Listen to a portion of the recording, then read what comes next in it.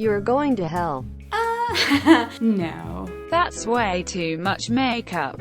Yeah, I mean, not really though. You sound too posh. Yeah, that's fair. Stinky lesbian. I'm actually a very fragrant lesbian. You're useless. Oh god, you got me. Oh.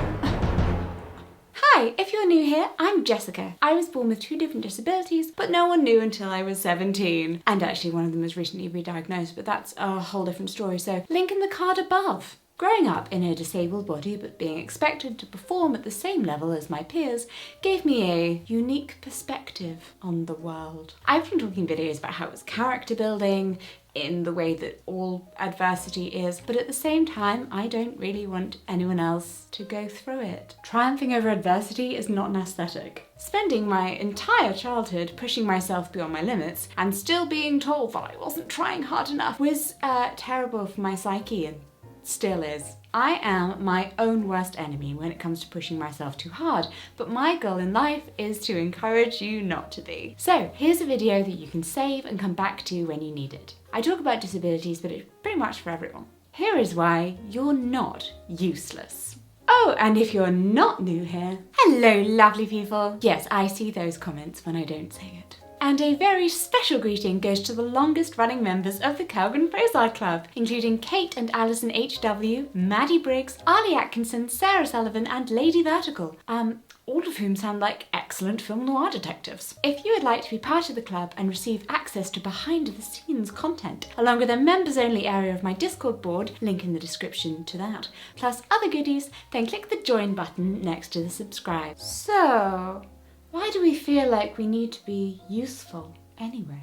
Well, according to the disability charity Scope, their research discovered that 1 in 3 people see disabled people as being less productive than non-disabled people.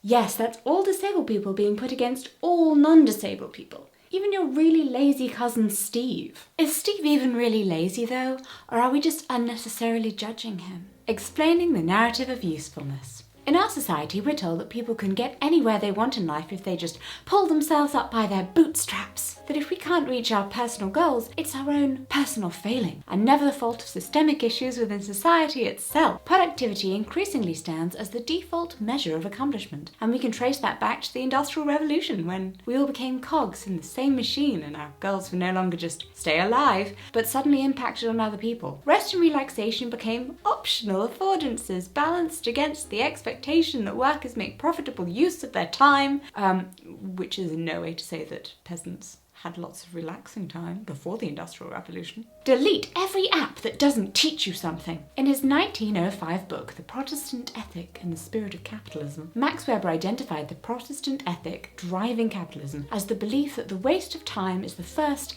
and in principle the deadliest of sins.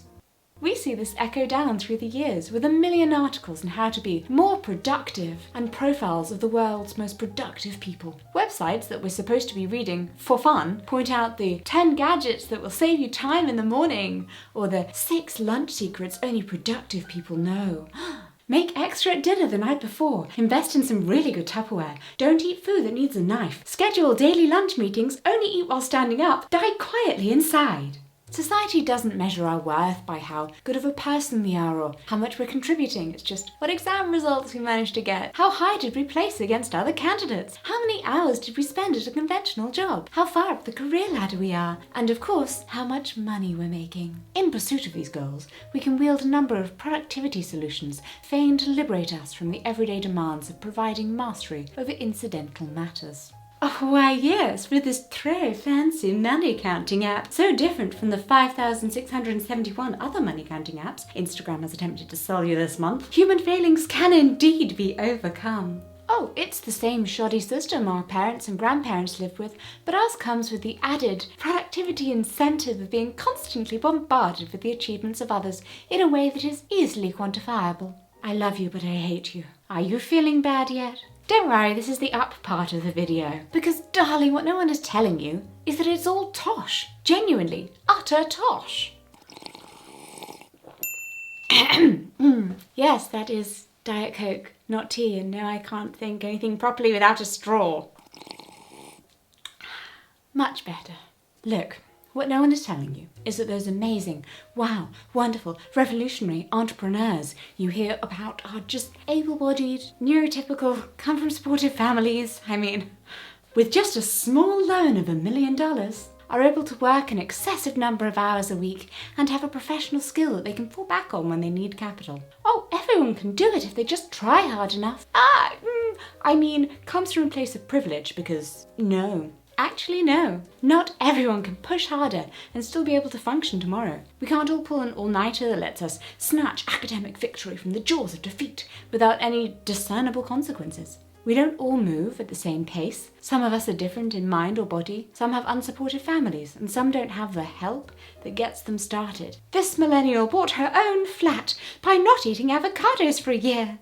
Also, her grandparents died and left her 200 grand. So, being a super productive human isn't necessarily open to all of us. Well, fine. Who wanted to be productive anyway? The dangers of valuing productivity. Believing that your worth is based on your productivity overrides the idea that your worth is inherent, that it just is, that you're a wonderful person who deserves all of the good things in the world. When you value productivity above all else, you tend to find that you're left unsatisfied because you can always be more productive. Because there's no end point to your productivity, just an endless cycle that means your to-do list will grow just as fast as it shrinks. There will always be more to do. I write things down on my to-do list that I've already done and then cross them off the paper that only I will see just to get the dopamine rush of having achieved. Which leads to the second worst thing about the productivity myth. It just stops you engaging with life. If we look at every task as just one more thing to be ticked off the list, then is there really a point in anything? Human life only has one ending, but it has a lot of journey along the way. So surely setting yourself up to only ever be happy once you've reached a predetermined goal that can only exist through constantly working at said goal is setting yourself up for failure. Because the actual time at which you get to go, yay, I made it, is so minuscule in relation to the amount of time that you spend working on said goal. Also, you're dead. That's a proposition that of course supposes that one can only reach the zenith of a goal with death, which granted is not necessarily true, but to use as an example the goal of being rich, there will only be one very brief second in your life where you will be the richest you will ever be. I mean, that point might be at death or it might be before it, in which case you have to live with the rather awkward realization that at some point you can only slip away from your dream. And you might argue, but being rich is about crossing a line, not reaching a point. To which I would say, ask a rich person when they became rich, and the answer they give you may not be the one you expect. Because when you're using a line as a goal, you'll find that it's very subjective and moves further away the closer you get. £100 means very different things to people at different ends of the wealth divide. And the less it means, the larger the amount of money that sits between you and being rich. However, if we think of our happiness as doing rather than being, if we recognise that it's not the fixed point we must slog productively towards, but rather see the goal as to build, and every day is just another brick, then surely we can find happiness much faster. If we need not force ourselves to be productive to reach that goal, but rather see the goal as being something we can reach today, even if that is just making it through another 24 hours, then you're engaging with your life in a way that's not only more meaningful, but also entirely your own. You set the standards of your own life. It's not society prescribing productivity as the be-all and end-all. And forget those assholes who said disabled people are less productive. Because productive towards what? Genuinely, what? We don't actually know for sure whether the end goal of human existence is that you die, wake up in a bright room and are rewarded by a 5-headed purple alien for the number of times you chuckled at a kitten. I mean, because I'm pretty sure that you're not actually going to get judged on how many Excel spreadsheets you made. Actually, you probably won't be judged at all. And no one's opinion of you really matters except your own. And possibly mine. And I think you're brilliant. So really, we're all good. I was going to give you a third danger of being productive, that lapses in your productivity may trigger shame, but we all just got really very existential, and so let's all take a healing sip of Diet Coke and just breathe for a minute. Still not sponsored. Yes, there are 2 straws now. It helps, I don't know why. The other day I came across an article in a business forum titled, "Disabled People, Useful or Useless?" Okay, maybe we need to learn to title things a little more sensitively from now on. It included the line, people with disabilities, especially with physical disabilities, are often willing to work harder, and their loyalty is usually higher than their able-bodied colleagues due to the low disability employment rate. Which, whilst true, disabled people tend to stay working at one company for longer than their non-disabled co-workers and tend to switch between companies less. I mean, that's generally because finding a job that works for you when you're disabled is harder, and wow, are we really using high unemployment rate as disabled people as a threatening stick to potentially beat them with? I know I'm a terrible employer, but we're the only company in town with ramps to the employees' entrance, so what are you gonna do? Thus we come to the conclusion of my dangers of valuing productivity above all else, that setting aside how it might make us feel to measure our own worth by our productivity, far and away the worst part of the work-hard culture is that we start to measure others by merely their output and thus monetarily. But that isn't the marker of a good human being. In fact, strangely, as a society we seem not to pay enough money to the people we really need to stay functioning, like nurses, teachers, social workers. In business, there are very few opportunities for disabled people. In order to have a job, we face a number of challenges that our non-disabled co-workers don't have to deal with. And thus, to keep the job, we may need to work harder than others. In order to be promoted, we may have to perform above what is expected of the role. And we usually take a salary that's lower than what we deserve. Oh, and then we have to make sure our savings stay below a certain very low threshold in order to continue to receive help with the cost of medication and care that is so exorbitantly expensive you wouldn't be able to work your way up to it gradually. You just have to win the lottery. Or do what I did and marry someone who can put their savings into that gaping black hole until you accidentally hit the viral video jackpot and suddenly create a job as a YouTuber. I mean, you'll still cry at the cost of being disabled, but at least you can afford food now. And thus we come to The Usefulness of the Useless. Yes, I straight ripped that title from the book I'm about to quote. Written by Nisha Ordine, whose name I probably just butchered, The Usefulness of the Useless is a compelling treatise on the utility of useless knowledge and an international bestseller. In it, the Italian philosopher argues against the current fixation on utilitarianism and material goods, which he says wither the spirits, and for the fundamental importance of the liberal arts and curiosity. Inspired by great writers like Plato, Dante, Shakespeare, and Calvino, he says that without activities that serve no quantifiable purpose and are essentially frivolous, we lose our most fundamental human values: love, truth, and dignity. Using productivity as a way to measure our worth works to keep capitalism trundling on, but it dangerously changes our view of ourselves. It creates the unrealistic expectation that there are no limits to productivity other than our own laziness, and only our own laziness, as if we all start off on a level peg, as if we're all the default at birth. Oops, someone forgot to tell my body and my sexuality. Although I don't think my sexuality has had much of an impact on my productivity, to be honest. I mean, except for that one English exam where I kept staring at the girl in front of me because she was really pretty. And then that one class I basically failed because I'd recently fallen in love with my best friend who was meant to be tutoring me through it because I was too deaf to understand what was going on in class. But then she stopped talking to me and I spent far too much time crying in the bathroom and writing her name in love hearts inside the cover of my textbook in sparkly gel pen. I don't miss school. But yes, my disabilities definitely did have an impact on my performance, and since no one had ever told me that it was okay to not judge myself by the standards of other people, mainly because no ruddy doctor thought it might be a good idea to ever give me a blood test before the age of 17, which would have been helpful, I definitely felt that at any time I fell short, it was the result of pure laziness. Also, every adult in my life told me I was lazy and my sin was sloth, which is a really odd way to put that, and always made me think of actual sloths who, according to my wife, I have a resemblance to. But it's okay, she thinks they're cute. And we are. Back to my trauma though. If our bodies give out under extreme fatigue or migraines or anxiety or depression, we've been brought up to believe that it's our fault and we're not trying hard enough. I make videos about removing your productivity from your worth and then stress that I'm not getting them out fast enough, which is must be because I'm lazy, right? How dare I take 1 minute for fun? Well, sod that for a load of bananas. No. What if our worth is measured by more than our productivity? What if it's based on simply being alive? Why do we have to be useful? Why does our right to exist hang on whether or not other people benefit from our existence? There are so many non-disabled people who do nothing by any metric of success. I mean, we've all seen stoner movies. Okay, Hollywood, don't tell me that disabled people can only be included if they're either inspirational or impressive villains, but those douches can just chill.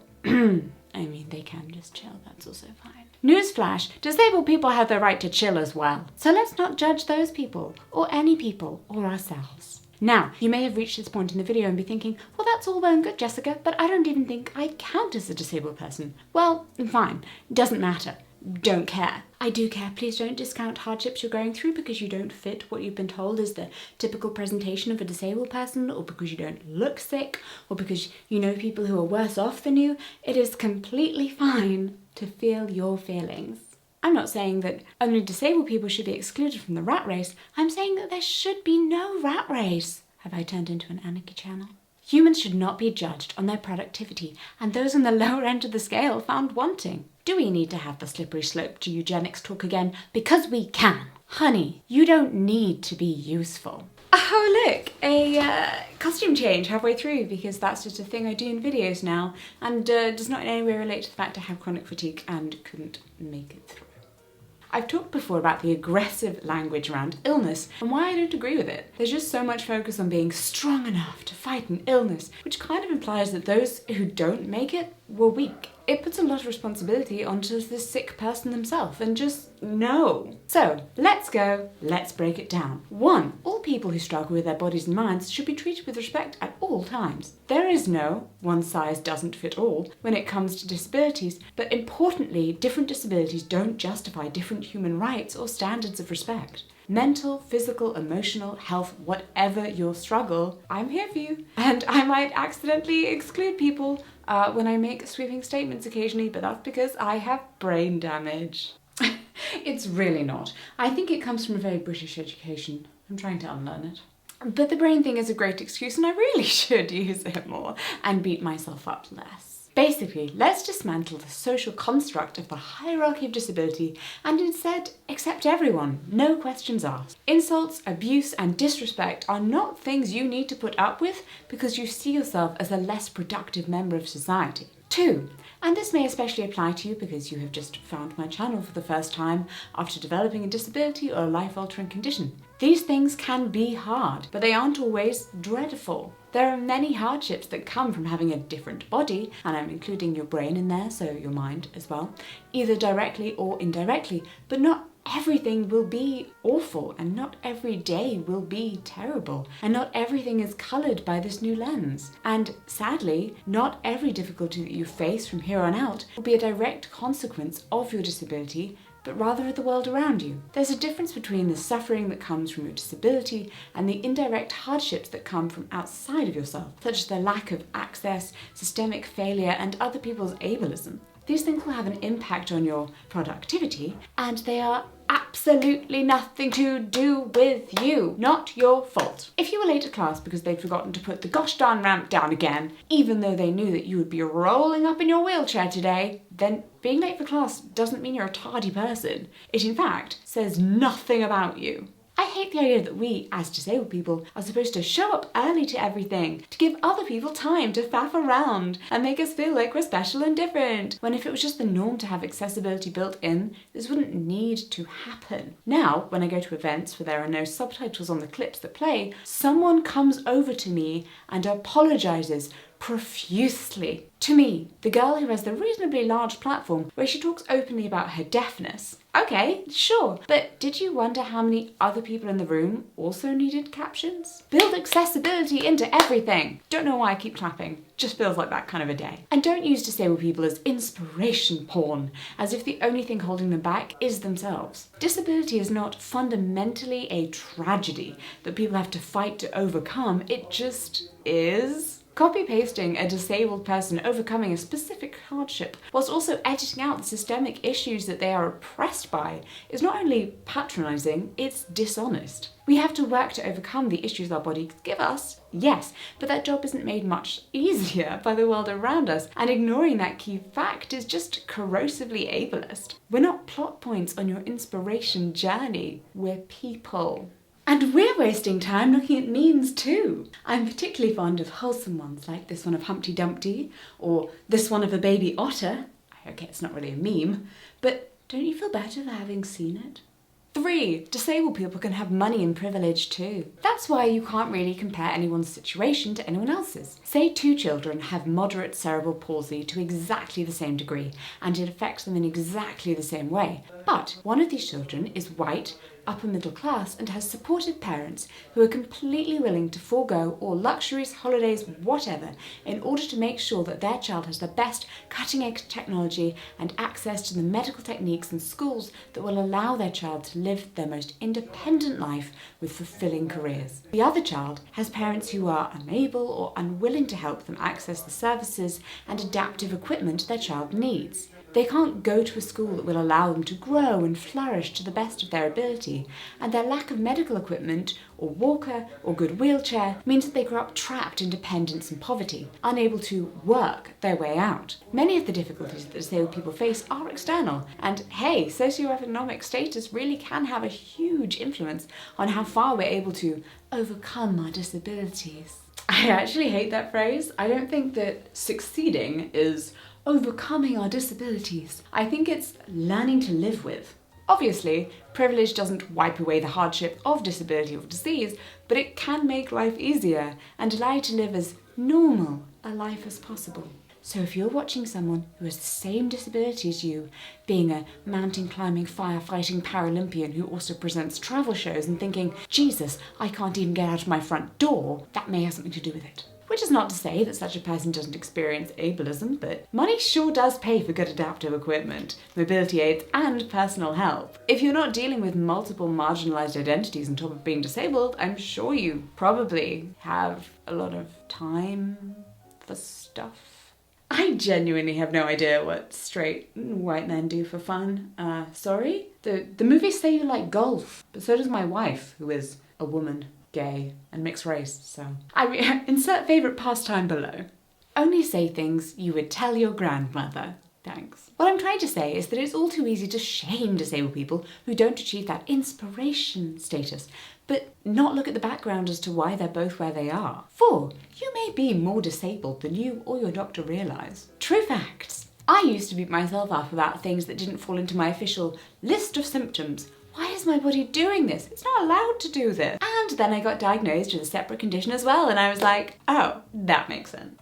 And then my doctor told me that my first condition is worse than it normally would be because I have the second one, and I was like, golly, this makes even more sense. Medicine is evolving all of the time. I know that a lot of people with HMPP have hearing loss, but because no one is funding enough trials to study it, there's only been one. My hearing loss is put down as unexplained.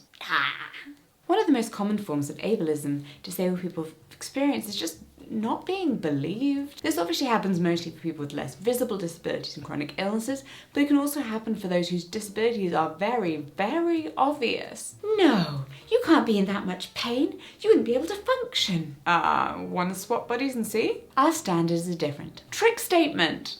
Everyone's standards are different. We all live by our own metric, and this especially applies to disabled people. In my view, the single most important thing you can do to better your life is to find your limits and then just try to live happily within them. Car adverts will tell you that that's boring, and you should always be working to push your limit, but that's just because they're built on consumerist culture and are trying to appeal to their target audience, incredibly wealthy people who are born without a disadvantage on any axis. So I often blame myself for not working hard enough and find it difficult to relax because I feel good right now, so I should work extra hard and just relax when I feel bad. But, Jessica, you deserve to relax when you're feeling good too. Which is why I'm now only making videos every Friday and every other Tuesday. Or is it? Oh, Tuesday's the wild card. So now it's like a game for you to try and catch the video. Which Tuesday will it be? Subscribe and click the bell notification to make sure you don't miss that video. So, there you go. Look, honey, people will judge you on where you are in life, but that's just because they live in late-stage capitalist culture. No one else is living your life but you. No one else can set your metric for success. Deciding what that is on your own is one of the best things that you can do for yourself. Calling someone useless makes them more useless. So there was a research study done by 4 researchers from the School of Molecular and Clinical Medicine at the University of Edinburgh, looking into whether someone believing they're useless made them objectively useless. And shocker, it did. So the next time someone tries to shame you into being useful, you can A, remind them that there is clear evidence that being spoken to in such a way damages a person's mental health, B, show them this video, and C, speak to yourself as kindly as possible with 3 values you may choose to hold up instead. 1. You tried. Hey, you tried. You know that. I know that. Well done. We're proud of you. The jerk who isn't can just sod off. Hard work is best done when you take breaks in between, so allow yourself to relax before pushing hard again. 2. The world is great. Isn't life amazing? The world is really stunning. Here are 3 things that remind me to just enjoy being in the world and take my time with stuff. These houseplants that we're finally able to keep alive in our building site of our house. Aren't they stunning? My dogs remind me every day that nothing matters as much as having food, cuddles, and a squishy bed. Grapes. Grapes are amazing. I absolutely, genuinely love grapes with all of my heart. You thought I was going to say something mushy and gay, didn't you? Okay then. My wife's smile is the best thing in the whole world. Of course, it's pretty hard to make her smile properly on camera because she's a bit shy, but these dad jokes really are working on her, so. 3. Your self-worth deserves protecting. Focus on how you want to feel in life, not the results that you want. You're successful because you're doing the best you can. You're the boss in your life. I'm just here to be your cheerleader. I actually was a cheerleader in university. I was great at bake sales and terrible at everything else. I was really bad. And on that note, don't forget you can join my Discord by clicking the link in the description of this video. It's open to everyone, but has a special members only area, so click that join button if you want to get in there too. That didn't really relate. You don't need to suffer to be successful, and I shall see you in my next video, you absolutely beautiful soul.